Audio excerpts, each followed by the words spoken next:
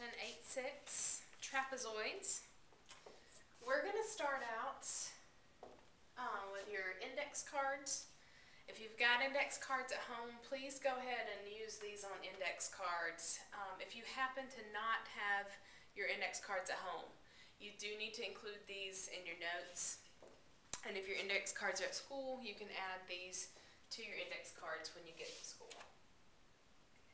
I'm just going to help you fill out the definitions for trapezoid and also isosceles trapezoid. So go ahead and pause the video and get these set up, and then you can continue on and fill these in with the video. Okay. Trapezoid.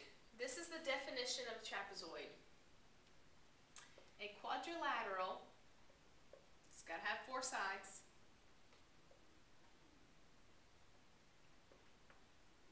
With exactly 1 pair of parallel sides. Okay. Let me remind you, this is not an 11. This is the symbol for parallel. If you don't like that, you can just write the word parallel in there. The key word in this definition is exactly. Because it's going to be a quadrilateral that has exactly 1 pair of parallel sides. Why is that exactly word important? I'm going to do a picture that I'm going to erase. This is not going to be the picture for a trapezoid, but I want to do this picture to remind you of something we've been talking about. What shape is this? This is a parallelogram. And what do we know about parallelograms and parallel sides? A parallelogram has opposite sides, both parallel. Okay.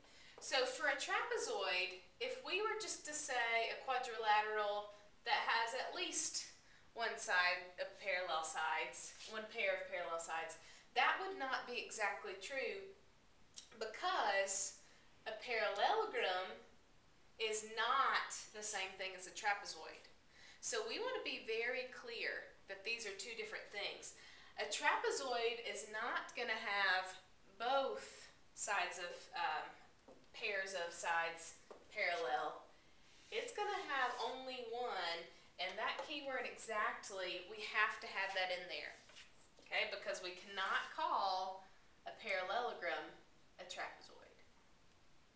Okay, but we can call something that looks like this a trapezoid.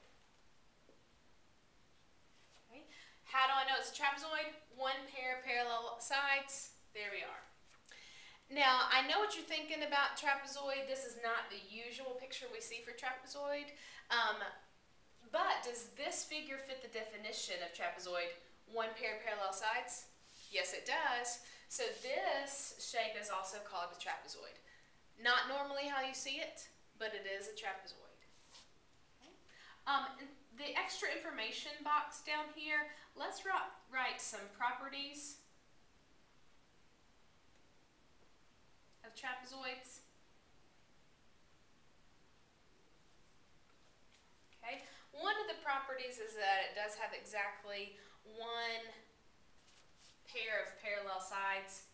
Here's another thing. It has certain sides that are called bases, and it has certain sides that are called legs. Okay. I'm going to actually add to the picture here, and we're going to label the bases. We're going to label the legs. Okay. Your bases are the pieces that are parallel to each other. So up here at the top, I can kind of call this base 1, and down at the bottom, I can kind of call that base 2. There are 2 different bases in every trapezoid. Okay. These things on the sides, these are called the legs. The sides that are not parallel to each other are called the legs. Okay, so every trapezoid has 2 bases and 2 legs. The bases are always parallel.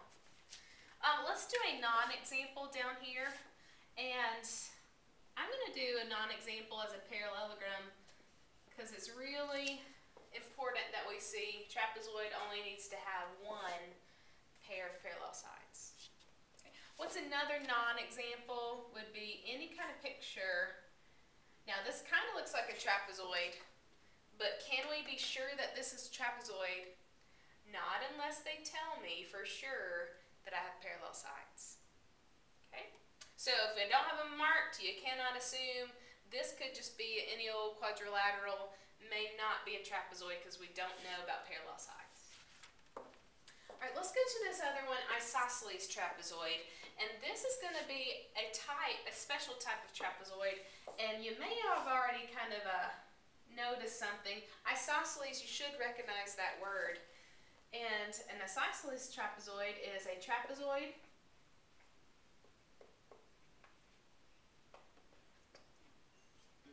spelled trapezoid wrong. Careful there. A trapezoid in which both legs are congruent. The legs are congruent to each other. Okay? This is what we like to picture in our minds about an isosceles trapezoid. This is your nice one that you've seen in other classes. It's a trapezoid, so we still have these parallel bases here. Isosceles trapezoid means those legs are going to be congruent. Now, here's a good thing to notice. Are your bases in a trapezoid ever going to be congruent to each other? The answer to that is no, because the only situation where your bases would have to be congruent to each other is if this thing were a parallelogram. Okay, remember we got to stay away from parallelograms. So in any trapezoid, your bases, one's going to be longer than the other one. Okay, but it can be a situation where you have your legs congruent to each other. In that case, this is an isosceles trapezoid. Think about what you know about isosceles triangles. Now this shouldn't be part of your index card here, but what is an isosceles triangle? It's got two sides equal. So you can think about that when we're thinking about isosceles trapezoid. Here's some properties of isosceles trapezoids.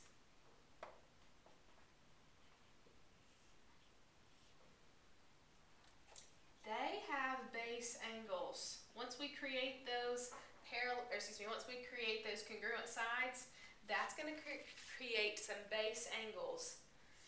Think about what you know for an isosceles triangle. Your base angles down here, what do you know about them? They are congruent. You should know that.